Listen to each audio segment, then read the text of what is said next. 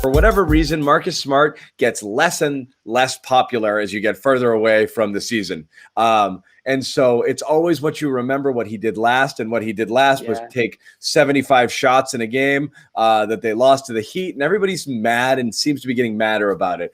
And again, Celtics don't have a lot of options for trades right now. So Marcus, it's a double whammy with him. He's getting hit both ways. The recent memory of him is a guy who's undisciplined and jacking too many shots and doesn't fit with the players you have, which again isn't entirely true because he is a distributor and they actually play well when he's on the floor. He just has those moments like Game 6 where he's got to rein it in, and that's happened before.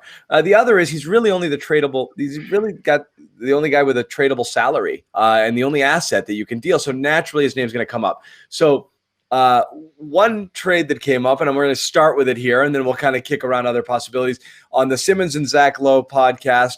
A theoretical swap with nope, you hate it. Pavano doesn't like it. No, he already hates it. That's a leadoff. Simmons, come on. Simmons, it's so funny. Simmons is the boomer devil for young Celtics fans out there. Okay. Yo, I love Simmons. You nailed it. That's exactly what. Yeah. He is just bad boomer. You know, nobody wants to hear anything coming out of his mouth. But this scenario was Smart to Golden State. Smart plus 14, I believe, to Golden State for the number 2 pick. Which again, it's an uninspired draft. We could kick around some of the players who might be there, and we'll let Bobby spitball at that. But at face value, is this a deal that you would do if you're the Celtics? Let's start with Josue, because obviously he's not liking it. Absolutely, 100% not. Like, I don't understand why people completely forget. And I love the way you led into this conversation with Marcus Smart. Like how soon they forget.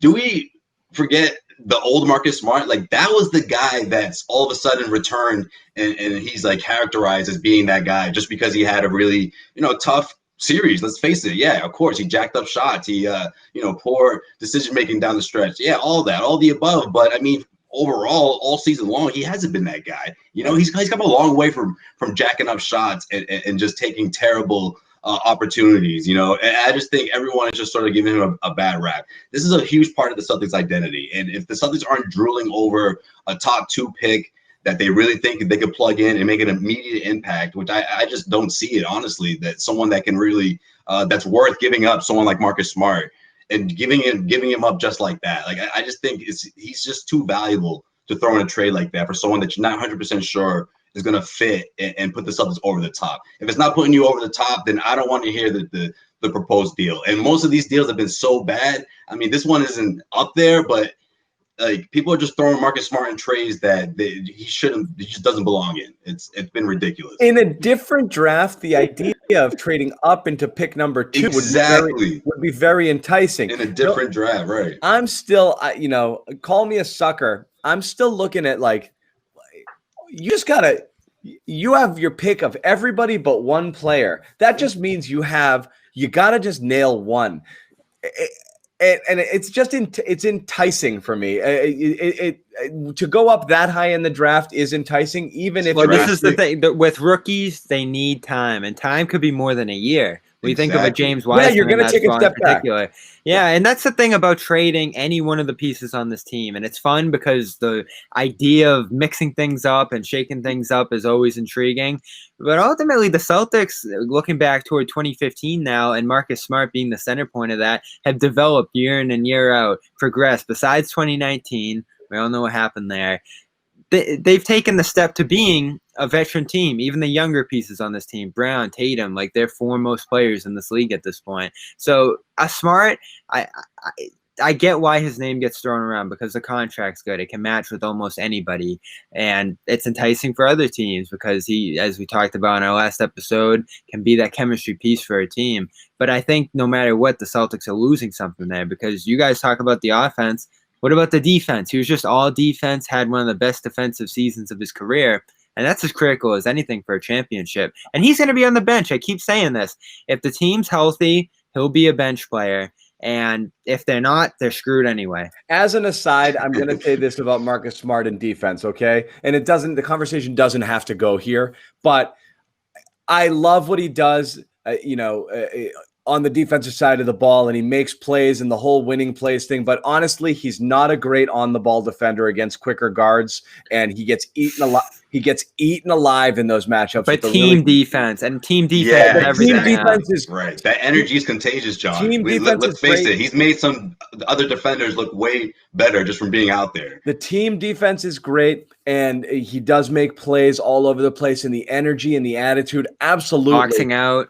I think but his individual on the ball defense, when you're fair. Stop that guy, when that guy's one of these quick, jukey guards, he's not able to do that. Right. So that to me, it's different if you can neutralize those guys, a Murray, a Booker, and again, you're not facing these guys left and right.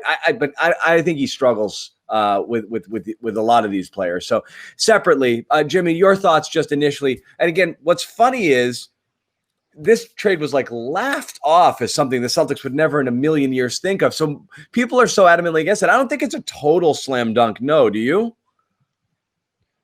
No, listen, I think when Danny Ainge is interested in a draft prospect, we usually hear about it, right? One way or another through the grapevine. We know, he's either showing up to some sort of, tournament, game, event, whatever. We kind of hear. I haven't heard that about any of the players in this draft.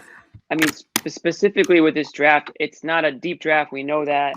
But in terms of Marcus Smart as the trade chip, I'm not against that. Now, I'm not actively shopping Marcus Smart, but I understand if I'm the Celtics that if I want to improve my team in one aspect, I know I'm not trading Tatum. I know I'm not trading Brown, right? Those are the two untradables. I'm not sure what you can get for a Kemba Walker trade. We're going to talk about Gordon Hayward, but on the last year of his deal, you're pretty limited there.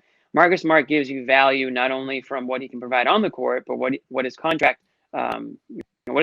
is. So if you're looking to improve in one area, Marcus Smart is a valuable piece and an asset that a lot of teams would be interested in because of all the reasons you guys talked about why you don't want to trade him. How he is on defense, team defense, what he brings to the team, his intensity. He's a veteran in this league now, believe it or not. And I think he can help a winning team. So why can't he help the Celtics? Well, he can. He has. And I think maybe his role obviously changed in the bubble when Gordon Hayward went down and he was doing a lot more than what maybe we wanted to see him do. And it's give or take with him, right? I mean, his gift is his curse at times. And I think, like John said when he first started off the video, it's Marcus Smart's very what have you done for me lately? So the last thing you remember of Marcus Smart is the shot checking. But there are some games when he's diving over the court and he makes the crazy pass or the big rebound.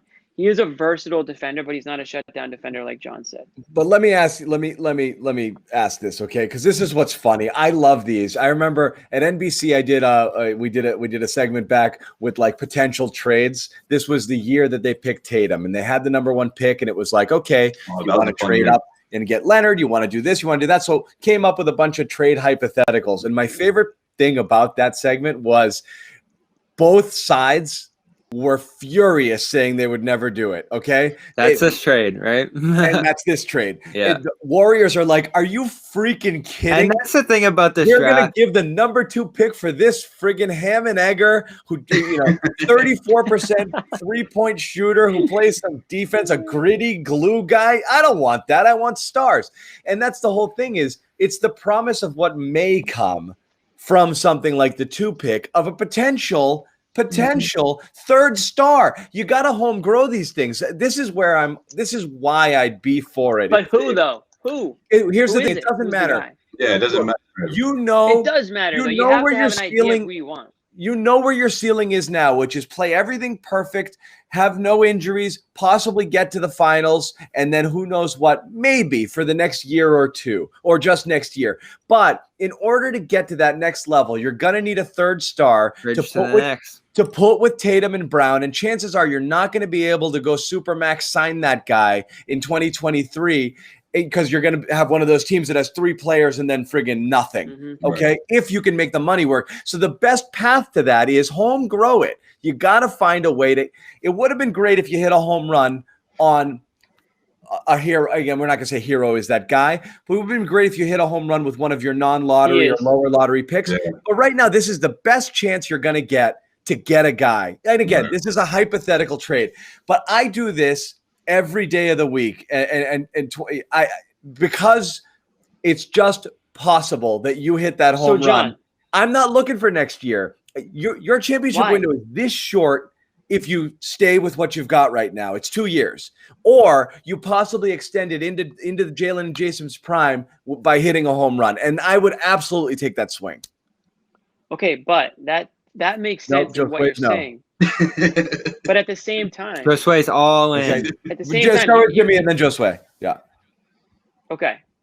What you're saying makes sense. You obviously want to spread out the wealth, and you want to have guys rotating into your roster that contribute at all different times of their careers, right? But if you're the Celtics, you're at a point now where you were, you can make the case that you should have been in the NBA Finals. You're right there. Again, I'm not against trading Marcus Smart or Gordon Hayward, but do you trade them for a prospect, somebody you have no idea on, somebody that's not going to help you theoretically next year that much, right? Maybe it could to an extent, but when you make a trade like that, don't you want to make sure you're getting something back to you, like a proven commodity, something that can help you take you from Eastern Conference Finals to NBA Finals? And I just don't know if you're the Celtics, if that's the trade that's going to do that for you. Now, if you're the Golden State Warriors, I mean, that's exactly why they would make the trade, right? Because they're having their guys all come back, and they're at the cusp of going from this might be to even greater if they bring Marcus Smart on. So they're saying, well, we don't think we need a top prospect because we're built for NBA Finals already. The Celtics could make that case, except they're set a little bit more for the future. And obviously, if you want to talk about homegrown products, you can just look at the Warriors because that's why they are where they are. And the Celtics are starting down that path because you've already got two. Right. So why do I you agree. They're starting down that path. Yeah. John? No, what's that? Like, why would you stray from the path? I'm not. I would continue on. They may have hit their peak. I believe they may not be able to go any better. I believe they've hit their peak. The case is. Hold on. Let me get into it. Go. Yeah. Okay. So the reason I say it like that is because look, Danny H has orchestrated this thing somewhat perfectly, right? Not perfect, but nothing's going to be perfect in this league, right? So what I mean by that is you have Marcus Smart at making 13, 12 million, right? What a steal. Yeah. Plenty of value there, right? Jaylen Brown. And I think this is a move that has been so overlooked. You lock in Jaylen Brown for that amount of dollars, right? Compared to what Jamal Murray made, I don't even want to go down that road, but just, I'm throwing that out there just so you can use that, to compare to what Jaylen Brown's making. That's a steal and a half, guys. Jason Tatum, Jaylen Brown, these guys need to turn into the Kawhi Leonard and Paul George of the Eastern Conference. Now, look, I know the Clippers didn't do well. I know that story didn't end well. But what I mean by that is these two guys need to take control of the team. They need to lead the team. You had these two guys locked in. You have Marcus Smart. That's a bargain right there. Why are you going to rock the boat and trade someone like Marcus? I'm greedy. I want a third star. This is a huge. Will Marcus Smart allow them? Will Marcus Smart allow them to take the reins, or will he do more of the performances that we saw? See, that's the thing. Look, I'm adamant. What happened? I'm adamant. The conference finals. Look, I just think this team's been around each other for quite some time that they can iron those things out. I don't think it's the end of the world. Are they good enough? Yeah, I'm at it. This team doesn't need to make a drastic trade.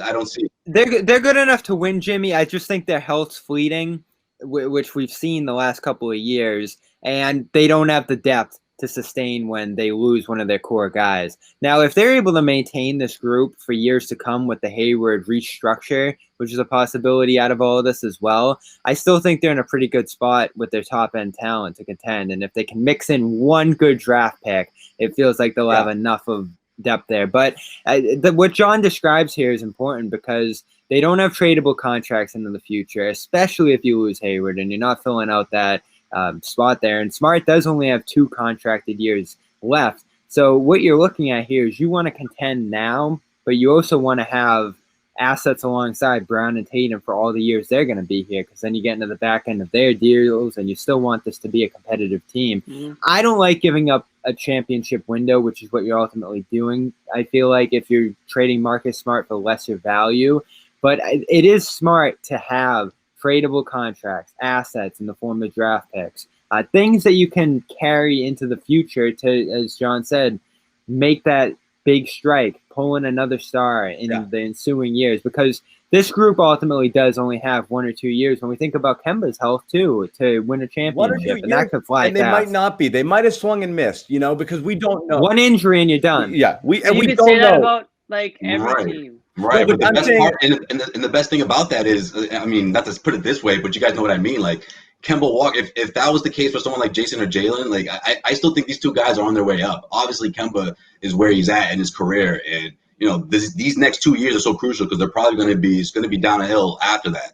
You're a little bit worried about Kemba's health moving forward, but again, I think if you can somewhat go into limiting his minutes throughout the course of the regular season, making sure he's good to go, come the postseason. I think Jaylen Brown is that good. I think Jason Tatum is that good. You know, we're going to see an all-star season from Jaylen Brown. See, I think we agree on that. But that's the thing is, I think this is the problem with the Marcus Smart debate.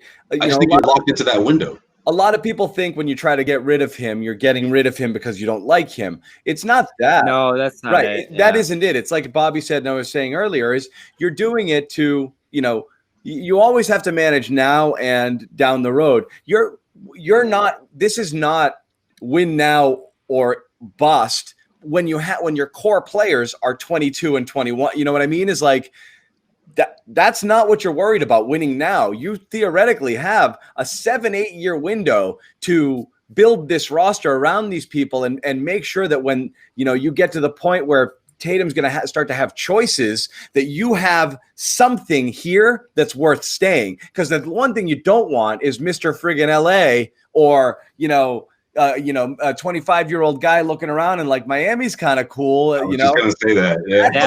Dallas is on the rise. There's some legitimate destinations rising, and LA is trying to get off that Luol Deng contract. So you got to worry about that. Third max. You're as much managing for, I got to keep these guys here and happy and make sure that I've got the team that they stay. You don't want a Giannis situation, or you don't want a Kawhi, whatever it is. You don't want people looking around like Kyrie Irving situation. Kyrie. So New Jersey's fine. So that could be part of the problem, is you have to constantly be building there. For me, the Marcus thing, I would take that swing even if it makes you a little bit worse, because I'm not as let me throw some more enticing names at you guys, because you're not going to get excited about the draft because those guys are years away from being important players. But I do think there's two teams out there that would be interesting team partners for Boston. I look at Orlando on the Hayward side. We talk about Nikola Vucevic, Aaron Gordon, those kind of guys, because they're flatlining out there. And I think a Hayward to mix things up there would be intriguing for a team like that. And I look to Sacramento on the Smart front, because that's a team that had been interested in him in the past. And they're going to have to trade Buddy Hield because of discontent there. I mean, it feels like he wants to be out of there. So those are two names that I'm looking at. That's a lot of money on Hield. That's a lot of shooting. But is he a better fit offensively? Yeah. You would do that to Marcus Smart? You would send him to Sacramento, man? It's not me. It's Danny. That's just painful. I can hide behind Danny there.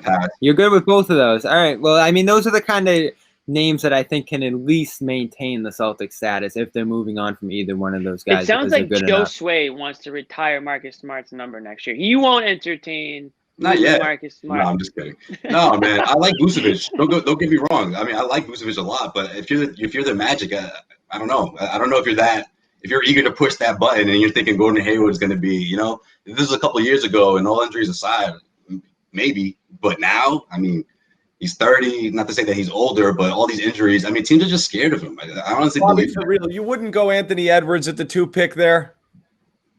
No, I don't like him. Okay. Is there anyone that you guys? Wiseman seems to be the consensus, but he's probably not NBA. He's going to be a year or two. That's how bigs go. Yeah, especially a big take time to develop. A lick last year. Yeah. He shows a lot of promise in the way the big out there in Phoenix did, but less refined to me. And he's going to need some work. He's going to need some smoothing over. Like he honestly would be good for Golden State because they have more of a system around where he won't have to do as much. He can just play 18, 20 minutes a game. And in Boston, they'll be counting on him as the starter. So that wouldn't be ideal.